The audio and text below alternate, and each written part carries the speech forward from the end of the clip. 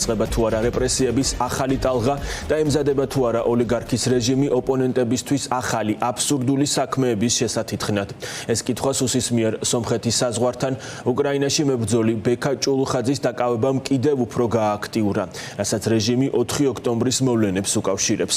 ოცნების სპეცსამსახური საგანგებო ბრიფინგზე კვლავ აპელირებდა იდუმალ პირთა წრესა და ეგრეთ წოდებულ უკრაინულ კვალზე. კრიტიკოსების შეფასებით ეს წინასწარ დაწერილი სცენარია, რათა ივანიშვილის ხელისუფლებამ ნებისმიერ მომენტში მისთვის არასასურველი პირები გისოსებს მიღმა გამოკეტოს, ხოლო უკვე დაკავებულებს პატიმრობის ვადები ხელოვნურად გაუხანგრძლივოს. ვინ იქნებიან პოლიტიკური დევნის შემდეგი სამიზნეები, დია ბაძაღუა აგრძელებს ამ თემაზე ფორმულას პირდაპირ ეთერში საუბარს, დია გისმენთ. გუშინ სახელმწიფო უსაფრთხოების სამსახურში გამართული ბრიფინგიდან გახდა ცნობილი, რომ საქართველოს სომხეთის საზღვარზე სასაზღვრო გამშვებ პუნქტთან არსებულ ნეიტრალურ ზონაში დააკავეს ძებნილი მოქალაქე და მოგვიანებით გახდა საზოგადოებისთვის ცნობილი, რომ ეს არის ბექა ჭულუხაძე, უკრაინაში მებრძოლი ქართველი. პირველ რიგში გეტყვით უახლეს ინფორმაციას მასთან დაკავშირებით, ჩვენ სულ რამდენიმე წუთის წინ ვესაუბრეთ მის ადვოკატს გაიოს ჩარკვიანს, რომელმაც დაგვიდასტურა ის, რომ ბექა ჭულუხაძე უკვე შესახლებულია გლდანის ნომერ მერვე პენიტენციურ დაწესებულებაში, თუმცა ჯერჯერობით მასთან შეხვედრის შესაძლებლობა არ ჰქონია, რადგან არის შაბათ-კვირა და უფრო მეტი დეტალი ამ საქმესთან დაკავშირებით და მის პოზიციასთან დაკავშირებით ორშაბათს ექნება და გააკეთებს ამასთან დაკავშირებით კომენტარს, რაც შეეხება უშუალოდ იმას, თუ რას ედავებიან ბექა ჭულუხაძეს. მას ედავებიან სისხლის სამართლის კოდექსის 236 მუხლით, რაც გულისხმობს დიდი რაოდენობით ცეცხლსასროლი იარაღის საბრძოლო მასალისა და ასაფეთქებელი ნივთიერების შეძენა შენახვას და გუშინდელ ბრიფინგზე რამდენიმე მნიშვნელოვანი ასპექტი იქნა გაჟღერებული სუსის უფროსის მოადგილის ლაშა მაღრაძის მხრიდან. კონკრეტულად ის საუბრობდა იმასთან დაკავშირებით, რაზეც ასევე საუბრობდა 2025 წლის ოქტომბერში გამართულ ბრიფინგზე, რომ ლაშა ბექა ჭულუხაძემ აღნიშნული საბრძოლო მასალა და დიდი რაოდენობით ცეცხლსასროლი იარაღები შეიძინა უკრაინაში მოქმედი დანაყოფის ქართველი წარმომადგენლის დავალებით. თუმცა იმ პერიოდიდან დღემდე არ არის ცნობილი, თუ კონკრეტულად რომელ დანაყოფზე არის საუბარი, ან რომელ ქართულ წარმომადგენელზე. ამასთან დაკავშირებით ჩვენ დღემდე არაფერი გვსმენია სუსის მხრიდან. გარდა ამისა, საინტერესოა ისიც, რომ ლაშა მაღრაძემ გუშინ საზოგადოებას შეახსენა ის, რომ სუსის თანამშრომლებმა ოქტომბერში გაანეიტრალეს პირთა ის წრე, რომელთაც საჭიროების შემთხვევაში, როდესაც 4 ოქტომბრის ორგანიზატორებს დასჭირდებოდათ ეს დივერსიული აქტის მოწყობისთვის, მისი თქმით, მათ უნდა გადაეტანათ ეს საბრძოლო მასალა თბილისის ცენტრში. თუმცა არც ეს არის ცნობილი, ვისზე არის კონკრეტულად საუბარი, არის თუ არა იდენტიფიცირებული ყველა პირი ამ წრიდან, ან კონკრეტულად ვისზე არის საუბარი, ან თუ არა ეს პირები დაკავებული, ჩვენთვის არის უცნობი. რაც შეეხება იმას, თუ როგორია ბრალდებული ბექა ჭულუხაძის პოზიცია, ჩვენ ვკითხეთ გაიოს ჭულუხაძეს, უბრალოდ ბოდიში გაიოს ჩარკვიანს, მის უფლებადამცველს, თუ როდის ჰქონდა ბოლოს კომუნიკაცია მასთან და გითხრა, რომ რამდენიმე თვის წინ ჰქონდა მასთან საუბარი და ბექა ჭულუხაძე თვლის, რომ ის არის სრულიად udანაშაულო და წარდგენილი ბრალი, არის აბსურდული. როდის დააკავეს კონკრეტულად?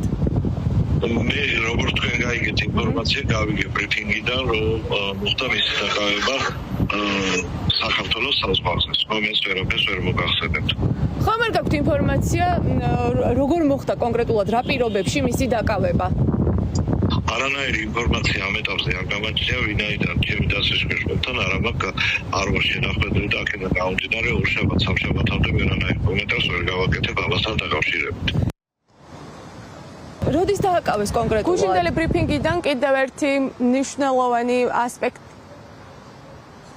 გუშინდელი ბრიფინგიდან გახდა კიდევ ერთი მნიშვნელოვანი ასპექტი ცნობილი. ლაშა მაღრაძემ დაასახელა, რომ დაკავებულსა და მისთვის დანაშაულებრივი დავალებების მიმცემი პირების კონტაქტებს ადგენენ კონკრეტულად ბაჩუ ახალაიასა და პაატა ბურჭულაძესა და ასევე 4 ოქტომბერთან დაკავშირებულ პირებთან. ჩვენ ვესაუბრეთ ბაჩუ ახალაიას მეუღლესა და ადვოკატს ანი ნადარეიშვილს, ასევე პაატა ბურჭულაძის შვილს შუქრი ბურჭულაძეს. ვკითხეთ მას, თუ რას უკავშირებენ ამას. ისინი ამბობენ, რომ ქართული ოცნების მიზანი არის ის, რომ ეს აბსურდული აბსურდული საქმეები კიდევ უფრო შეთითხნონ, როგორც ისინი ამბობენ და დაკავებული ადამიანები უფრო მეტი სასჯელით გაუშვან ციხეში, რადგან როგორც ამბობენ, არანაირი მტკიცებულება ამ საქმეში არ არსებობს. ანინა დარეიშვილმა, როგორც ჩვენ გვითხრა, სწორედ ამ საქმესთან დაკავშირებით გამოიკითხა ის და მას უსვამდნენ კითხვებს საბრძოლო მასალასთან დაკავშირებით, იცოდა თუ არა კონკრეტულად ვის ეკუთვნოდა, აჩვენებდნენ კონკრეტულ ფოტო-ვიდეო მასალას, ჰქონდა თუ არა ეს ნანახი და ასე შემდეგ მან თქვა ის, რომ საქმე არის სრულად აბსურდული და გუშინ ასევე გაიმართა მოულოდნელად ჩაინიშნა ბაჩუ ახალაიას პროცესი 4 ოქტომბერთან დაკავშირებით სასამართლოში, როგორც იცით, მას ედავებიან ორგანიზატორობას, თუმცა ის ბრალს არ აღიარებს და უარყოფს და ანინა დარეიშვილმა თქვა, რომ გუშინ გამოიკითხა მთავარი გამომძიებელი 4 ოქტომბრის საქმეზე კონსტანტინე კერესელიძე, რომელმაც ფაქტობრივად მისი თქმით დაადასტურა ის, რომ საქმეში არავითარი მტკიცებულება არ დევს და ის არ გამორიცხავს, რომ ეს ბრიფინგი შესაძლოა, რომ სწორედ ამასაც უკავშირდებოდეს. 4 ოქტომბრის აქციას ყიდიდნენ ძალადობრივად ძალიან დიდი ხნის განმავლობაში, მათ შორის საერთაშორისო ორგანიზაციებთან, საერთაშორისო საზოგადოებასთან ჰქონდათ პრეტენზია, რომ არ გმობდნენ 4 ოქტომბრის აქციას, ასევე შიგნითაც ჩვენ საზოგადოებაში ვერ გაყიდეს ის როგორც ძალადობრივი, აქედან გამომდინარე ბაჩოც ამიტომ დაჭირდათ, ბუა ბაჩოც, რომ მიებათ ამ აქციისთვის, ამიტომ გამოაცხეს გუშინ მორიგი სიგიჟე. აი ჩვეულებრივი სიგიჟე ბოდვა იყო, იმიტომ რომ არანაირი კავშირი ამ ადამიანთან არ აქვს ბაჩუ ახალაიას. მე დავიკითხე ამ სამალავებთან დაკავშირებით, იქ მე მკითხეს, ბაჩოსთვის არც უკითხავთ. ამ სამალავებთან დაკავშირებით მე მკითხეს და ეს იყო იმიტომ გაკეთებული, რომ ფსიქოლოგიურ ზეწოლას ახდედნენ უბრალოდ ბაჩოს. აჩვენებდნენ რაღაცა აი ამ კადრებს, ამ ოთხრის თუ რაღაცის, აი თუ რაღაც გეცნობათ, ну რაღაცა სისულელეებს რა. მე მაჩვენეს კიდე რაღაცა მანქანაში, საბარგულში რაღაცა იარაღი, რომელიც როგორც მე ადვოკატმა განმარტა, საერთოდ არ იყო საქართველოში გადაღებული და უკრაინის კადრები იყო რაღაცა. აქედან გამომდინარე ეს იყო სუკითხვები ჩემთან დაკავშირებით, ანუ ვიცოდი თუ არა ამასთან რამე, რა თქმა უნდა არანაირი კავშირი და საერთოდ გაკვირვებული ვიყავ და დავცინე კიდე იქ ისევ განმეორებით. გუშინდელი სუსის ბრიფინგი არაფერი ახალი არ არის ქართული ოცნებისთვის.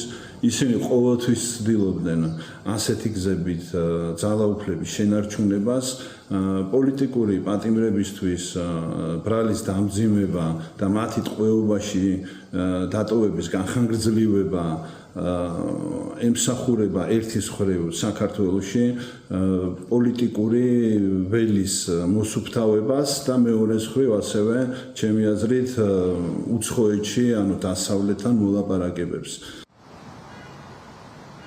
რა ჩვენებას მისცემს ბექა ჭულუხაძე და ვის წინააღმდეგ შეეცდება, რომ გამოიყენოს ეს ჩვენება პროკურატურის ჯერჯერობით არის უცნობი და სავარაუდოდ უახლოეს მომავალში გახდება ცნობილი, როგორც გითხარით, ბექა ჭულუხაძე მისთვის წარდგენილ ბრალს არ აღიარებს, მას ედავებიან დიდი რაოდენობით ცეცხლსასროლი იარაღის, საბრძოლო მასალისა და ასაფეთქებელი ნივთიერების შეძენა შენახვას, რაც 3-დან 6 წლამდე პატიმრობას ითვალისწინებს.